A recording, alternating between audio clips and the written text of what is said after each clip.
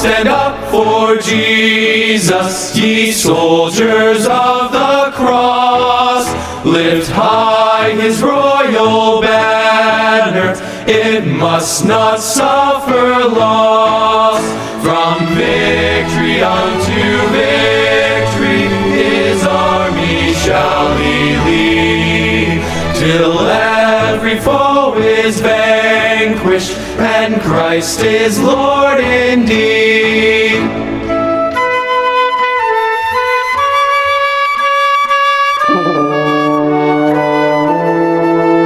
Stand up for Jesus, the trumpet call obey.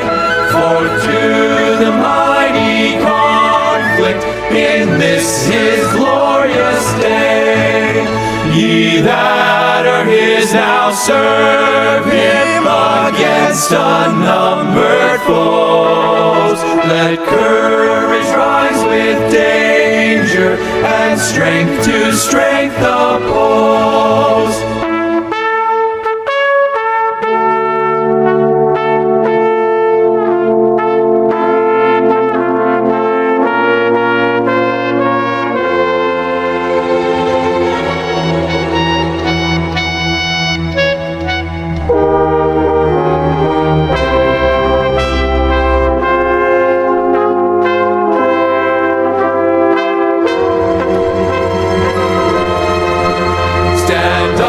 Stand up for Jesus, stand in his strength alone. The arm of flesh will fail you, ye dare not trust your own. Put on the gospel armor, and watching unto prayer. Where duty calls or danger, be never wanting there.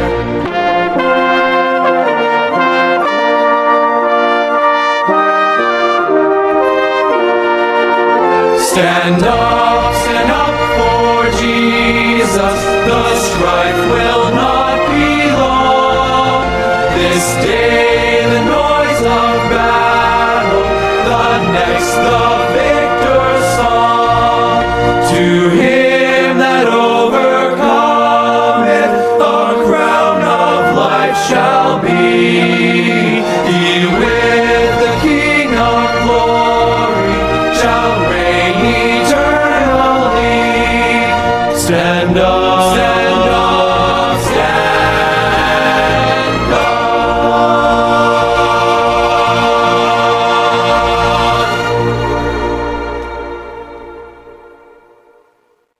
Selamat malam saudara sekalian yang terkasih dalam Tuhan. Shalom, salam jumpa kembali di dalam kasih Tuhan kita Yesus Kristus. Senang sekali rasanya bisa bertemu kembali dengan saudara sekalian di dalam acara Renungan Malam pada hari ini. Acara Renungan Malam pada malam ini akan sedikit berbeda dari biasanya, karena pada malam ini akan disajikan latar belakang dari sebuah nyanyian jemaat yang berjudul Hai Bangkit Bagi Yesus, atau dalam bahasa Inggrisnya Stand Up for Jesus, yang terdapat di dalam buku Kidung Jemaat nomor 340. Sebelum kita memulainya, kita akan bersama-sama membaca firman Tuhan dari Efesus 6 ayatnya yang ke-14. Efesus 6 ayatnya yang ke-14, saya akan membacakannya untuk kita semua. Jadi berdirilah tegap, berikat pinggangkan kebenaran, dan berbaju sirahkan keadilan. Demikianlah firman Tuhan.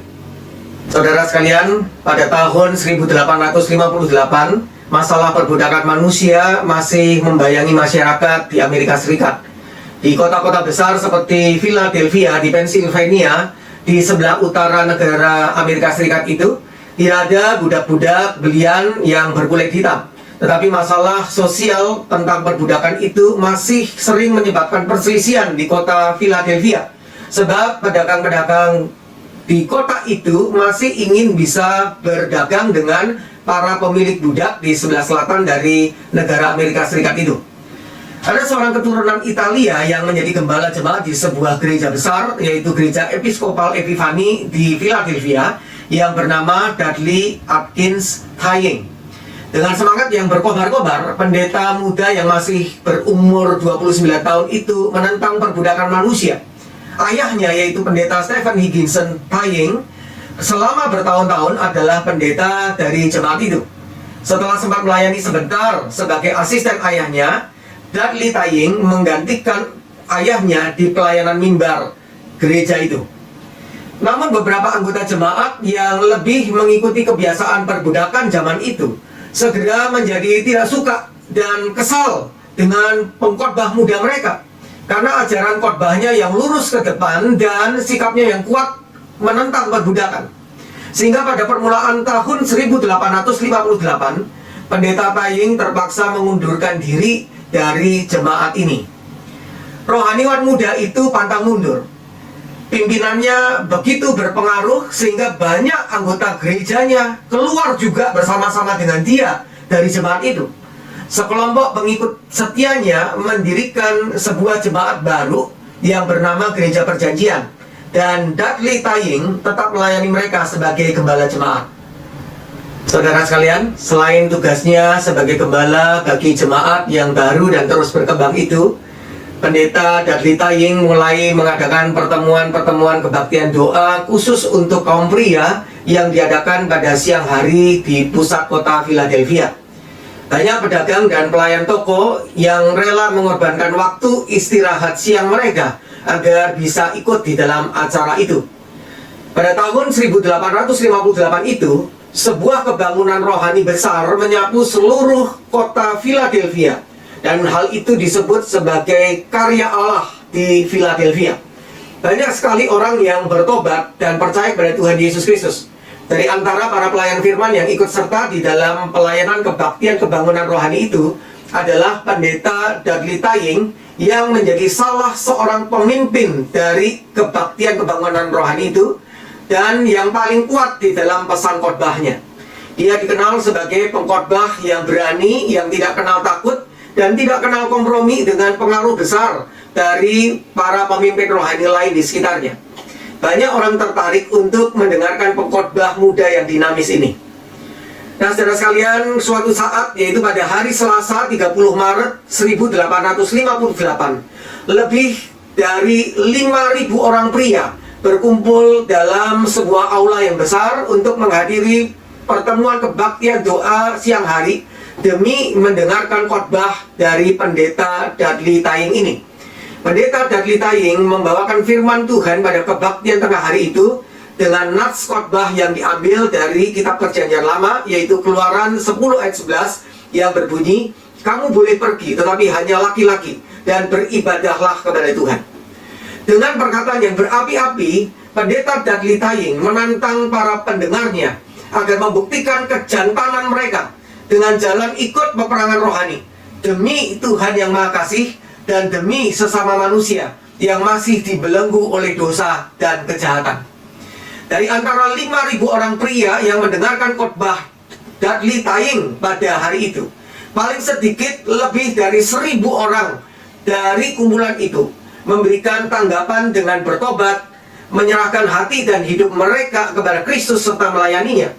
Dan khotbah pendeta Dudley Tying ini sering disebut sebagai salah satu yang paling sukses di dalam pelayanan masa itu. Dalam khotbah yang disampaikan oleh pendeta Dudley Tying tadi, pengkhotbah muda itu sempat berkata, "Saya harus memberitahukan pesan dari Tuhan saya, dan saya lebih suka lengan kanan ini dipotong dari tubuh saya ketimbang saya melalaikan tugas saya kepada saudara sekalian untuk menyampaikan pesan Tuhan." Saudara sekalian, kurang dari 3 minggu kemudian, tepatnya pada hari Sabtu 17 April 1858, pendeta Tying sedang sibuk belajar di kamar kerjanya. Lalu karena capek, ia keluar untuk melepaskan lelah sebentar. Kebetulan ada para petani yang sedang bekerja di lumbung jagung di dekat rumahnya. Pendeta Tying lalu menyaksikan pengoperasian mesin perontok biji jagung di sebuah gudang, dan juga seekor bagal yang dipakai oleh mereka untuk memutar mesin perontok biji-biji jagung itu. Lalu pendeta Tying mengulurkan tangannya untuk menepuk leher bagal yang setia bekerja itu. Tanpa disengaja dan tanpa sepengetahuannya, Rupanya lengan bajunya yang panjang dan longgar itu ternyata tersangkut di antara roda-roda gigi mesin perontok biji jagung itu. Dan seketika itu juga tangannya ikut terseret ke dalam mesin itu, saudara sekalian. Pendeta Taying menjerit kesakitan. Sebelum ia dapat diselamatkan, sebagian besar dari lengannya yang sebelah sudah tergiling sampai habis. Lengannya terkoyak parah. Pembuluh darah utamanya terputus dan syaraf tengahnya terluka. Para dokter berusaha mengobati luka-lukanya yang parah itu. Sampai 3 kali para dokter itu memotong sebagian dari lengannya itu dengan harapan bahwa sisa lengannya itu dapat diselamatkan dan disembuhkan. Tetapi semua usaha pengobatan itu tidak membuahkan hasil. Dalam 3 hari, infeksinya terus berkembang. Dan sebagai akibat dari syok serta kehilangan banyak darah itu, kondisi pendeta Taying semakin melemah dan semakin dekat dengan akhir hidupnya. Di tempat tidur jelang kematiannya, pendeta Taying dikelilingi oleh para sahabatnya, rekan-rekan hamba Tuhan di dalam pelayanannya. Saudara sekalian, jelang detik-detik akhir kehidupan pendeta Dudley Taying ini, ada seseorang yang membungkukkan badannya di dekat pendeta itu agar ia dapat mendengar suara Taying yang sudah lemah karena kehilangan banyak darah. Dalam versi pertama kisah ini disebutkan bahwa orang itu adalah pendeta George Duffield, seorang sahabatnya dalam pelayanan kebaktian kebangunan rohani. Dalam versi kedua kisah ini disebutkan bahwa orang itu adalah pendeta emeritus Stephen Taying, ayah dari pendeta Dudley Taying sendiri. Orang itu bertanya, adakah pesan terakhir untuk saudara-saudara seiman? Ada, bisik pendeta Dudley Taying dengan terengah-engah. Beritahukanlah kepada mereka, marilah kita semua bangkit bagi Yesus. Dengan mengucapkan kata-kata terakhir demikian, berpulanglah hamba Tuhan itu pada hari Senin 19 April 1858. Pendeta George Duffield yang saat itu adalah gembala jemaat dari gereja Presbyterian di kota Philadelphia sangat terkesan oleh pesan terakhir dari almarhum rekan sepanggilannya itu.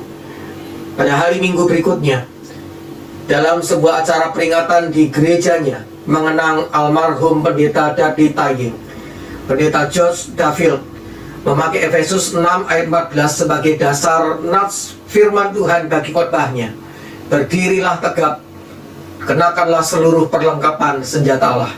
Pendeta George Duffield juga memakai ayat-ayat selanjutnya menggambarkan berbagai senjata yang harus dipakai di dalam peperangan rohani. Dan sebagai ungkapan penghormatan bagi sahabat yang dikasihnya itu, almarhum pendeta Dudley Taying, pada akhir khotbahnya, pendeta George Duffield membacakan sebuah syair baru karangannya sendiri yang terdiri atas 6 bait, lalu menyanyikannya dengan memakai melodi sebuah lagu tahun 1837 karya George James Webb, pendiri Akademi Musik Boston. Saudara sekalian, pendeta George Duffield kemudian memberikan sebuah salinan hasil karyanya itu kepada kepala sekolah minggu di gerejanya. Pengawas sekolah minggu yang sangat terkesan dengan nyanyian itu mencetak salinan puisi itu, memperbanyaknya agar dapat dinyanyikan oleh murid-murid sekolah minggu. Dari sanalah salah satu salinan nyanyian itu kemudian menemukan jalannya untuk dimuat dalam sebuah majalah Kristen, yaitu Surat Kabar Terbitan Berkala Gereja Baptis, dan dipromosikan sebagai publikasinya. Dari sanalah nyanyian jemaat itu tersebar semakin luas. Selain tulisan kata-kata dari pendeta George Duffield itu dipasangkan dengan melodi lagu karangan George James Webb dalam kebanyakan buku nyanyian jemaat, seperti juga terdapat di dalam buku Kidung Jemaat nomor 340 dan buku nyanyian pujian nomor 253. Pada tahun 1901, syair tulisan pendeta George Duffield itu dipasangkan dengan notasi lagu dari seorang musikus tunanetra yaitu Adam Gable, seperti dalam buku Nyanyian Pujian nomor 254. Lagu kepahlawanan Kristen ini merupakan suatu kenangan tentang seorang pendeta muda, yaitu pendeta Dudley Tying, yang benar-benar gugur sebagai pahlawan dalam peperangan rohani. Nyanyian ini pun merupakan suatu tantangan untuk bangkit dan berdiri tegak dengan senantiasa berlaku setia kepada Tuhan Yesus Kristus sebagai Sang Panglima. Saudara sekalian yang terkasih dalam Tuhan, di dalam kehidupan kita, sebetulnya di dalam dunia rohani, setiap orang Kristen berada di dalam peperangan rohani. Iblis dan para pengikutnya berusaha menjatuhkan kita. Oleh sebab itu, setiap orang Kristen secara rohani digambarkan sebagai prajurit Kristus yang harus berdiri tegap, yang artinya selalu siap sedia bagi Kristus dan juga siap sedia terhadap serangan iblis dan pengikut-pengikutnya. Kemudian prajurit Kristus dilukiskan harus berikat pinggang kebenaran. Ikat pinggang itu berfungsi untuk membantu prajurit yang berperang agar dapat leluasa bergerak maju di dalam peperangan. Berarti kebenaran atau truth sebagai lawan dari kebohongan, kepalsuan, dusta atau penipuan itu harus mengikat kita atau wajib ditepati oleh kita agar kita leluasa bergerak maju di dalam peperangan rohani. Selanjutnya, prajurit Kristus digambarkan harus berbaju sirahkan kebenaran. Baju sirah itu biasanya terbuat dari besi untuk melindungi tubuh prajurit dari serangan senjata musuh. Berarti kehidupan yang benar, yang sesuai dengan hukum Tuhan harus dikenakan oleh kita atau menjadi ciri hidup kita untuk melindungi diri kita dari setiap serangan yang hendak menjatuhkan kita dalam peperangan rohani.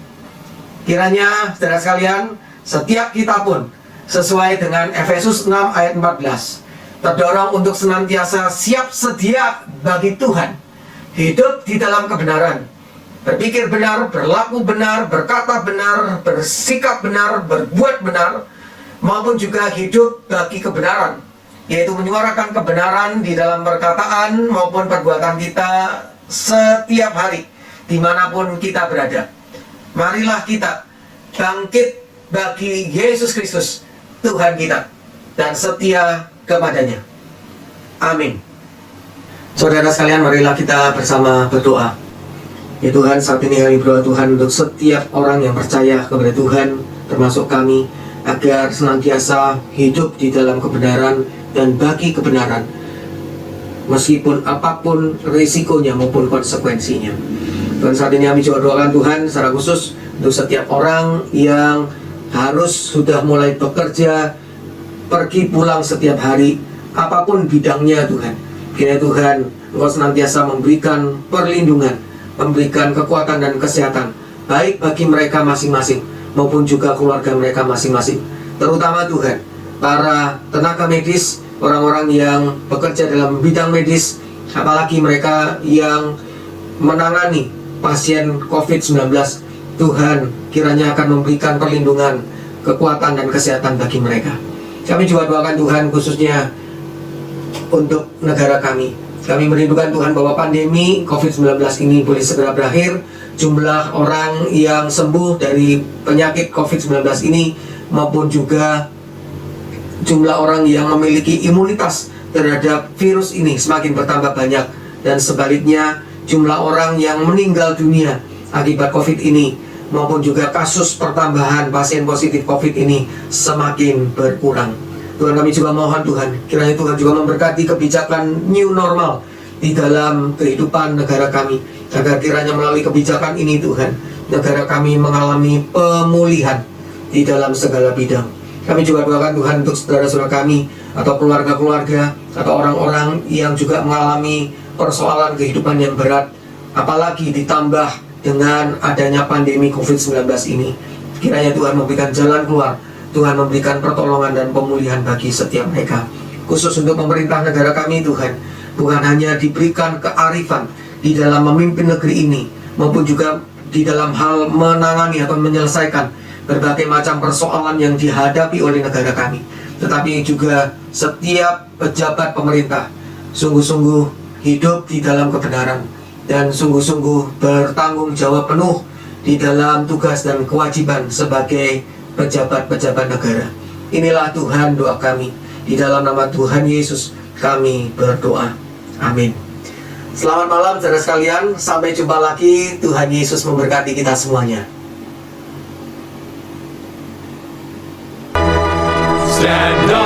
Stand up for Jesus, ye soldiers of the cross. Lift high his royal banner, it must not suffer loss. From victory unto victory, his army shall he lead, till every foe is vanquished, and Christ is Lord indeed.